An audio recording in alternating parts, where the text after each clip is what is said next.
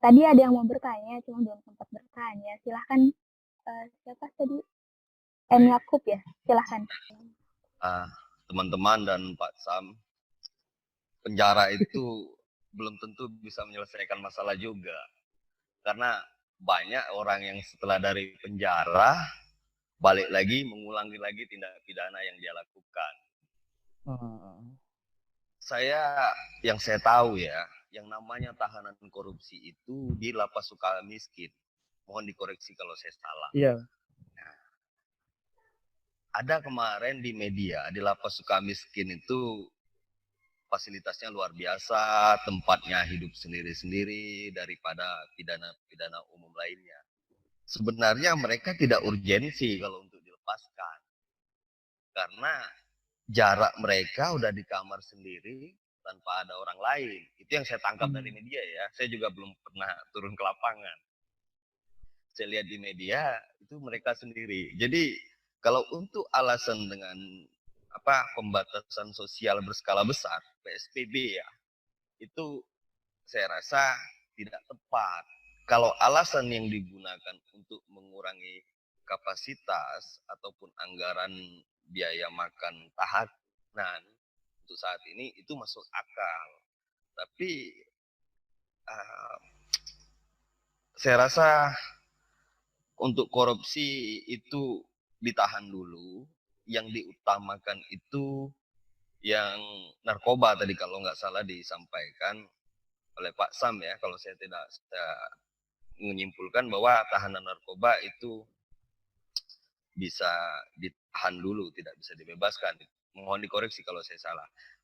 Nah, narkoba juga menurut saya itu yang kasusnya bukan dalam artian dia pengedar, tapi seperti korban. Nah, itu yang saya maksudkan. Kemudian satu lagi, kita terlalu banyak memang aturan yang mengatur. Belum lagi ada PP, belum lagi ada undang-undang ini, undang-undang itu. Memang masalah hukum itu, penegakan hukum bukan saja masalah hukum itu penegakannya ada pada penegaknya. Dan masalah penegaknya ada pada penegakannya. Kita tidak bisa kalau hanya melihat orang ini dibebaskan dengan alasan ini wabah. Oh, itu udah tanggung jawab lapas. Terus ada lagi yang berkomentar, udah ada peraturan undang-undang sebagainya bahwa dalam kondisi wabah ataupun bencana harus dibebaskan. Ya kan? Terus tadi saya lihat di media katanya mereka ditangguhkan, dipulangkan ke keluarga selama ada wabah ini.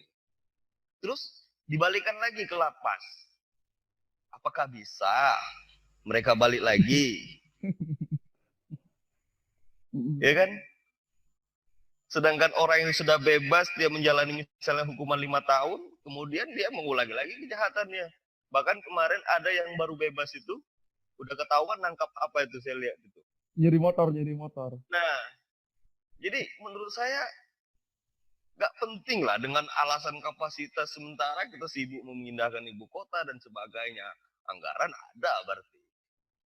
Ya, itu memang udah unsur politik, sorry, saya masuk sedikit jadinya. Jadi kalau korupsi, katanya kalau nggak dibebaskan itu melanggar HAM nanti, nggak seimbang. Loh, hukum pidana mana yang tidak melanggar HAM kalau orang udah terkena? Ya kan? Iya. Baik, itu saja saya rasa Pak Sam dan teman-teman.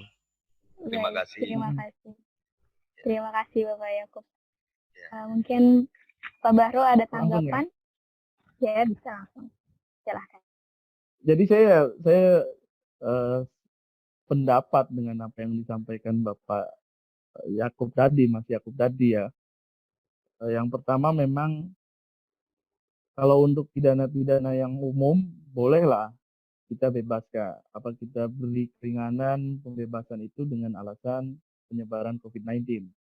Tapi untuk pidana-pidana yang extraordinary seperti terorisme, narkoba, dan korupsi yang memang di Kepmen sendiri tidak diatur, Itu jangan sampai diatur lah, kecuali korban, kecuali dia itu tidak punya peran yang begitu penting dalam tindak pidana narkoba ya, dalam narkoba ya, bukan dalam korupsi, bukan dalam narkotika. Ya saya sependapat. Maksudnya begini, maksudnya secara tahanan juga kan mereka sudah dipisahkan. Pemisahan itu juga sudah memenuhi kategori social distancing yang diinginkan oleh pemerintah di dalam lapas. Apalagi di Sukamiskin. Sukamiskin itu sudah sangat memenuhi kategori social distancing. Nah, tetapi yang jadi permasalahan itu muncul kan opini-opini bahwa hukum itu mengenal asas yang dinamakan dengan equality before the law. Bahwa semua orang itu dianggap sama di dalam hukum. Narapidana apapun ya sama narapidana. Begitupun kita misalkan ya yang dari korupsi itu, kita juga manusia, kita juga ini. Nah, tetapi yang menjadi pembatasan daripada mereka kesulitan itu sebenarnya ya itu tadi PP 99 2012 yang mengecualikan tindakan-tindakan mereka. Oleh sebab itu kan maka alurnya kalau kita pahami untuk bisa masuk kategori Capman ini tujuan yang pertama dilakukan adalah revisi PP itu. Nah, yang kita permasalahkan di media itu seolah-olah revisi PP 99 2012 itu sudah dilakukan sehingga 3 kategori pidana yang extraordinary itu masuk dalam Capman. Nah, itu logika yang lagi dibangun di media ya. Nah, PP-nya saja belum direvisi, otomatis tidak masuk dalam Capman. Nah, media kan menganggapnya ketika Pak Yasona punya ide itu, salah satunya ide itu supaya mereka bisa memperoleh kemudahan juga. Sebenarnya revisi PP dengan Capman ini satu hal yang tidak sama. Jadi mereka itu hanya bisa nanti memperoleh kekhususan apabila PP-nya direvisi. Misalkan gini, di PP itu nggak ada bunyi bahwa apabila narapidana dalam 3 kategori ini bisa memperoleh hak khusus apabila terjadi satu bencana alam atau gejolak politik. Nah, di PP itu tuh nggak ada. Nah, itu yang membuat mereka nggak bisa memperoleh privilege yang sama dengan tindak pidana umum. Nah, itu juga yang mungkin sedang diupayakan agar direvisi dengan alasan equality before the law atau tumpulnya kemanusiaan.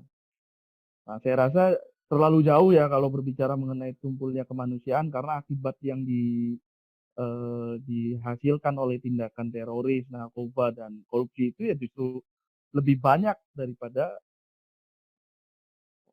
akibat-akibat mereka harus dikasihani oleh kita gitu loh. Jadi tidak balance, tidak apple to apple bahasa tumpulnya kemanusiaan menurut saya. Itu sih saran saya aja untuk pemerintah dalam hal ini harus lebih strategis lah dalam bertindak secara sistematika hukumnya. Kemudian yang kedua alasan pengambilan kebijakannya, dan yang ketiga baru dalam hal keputusannya. Keputusannya itu begini, asimilasi itu kan sebenarnya mereka harus tetap pulang.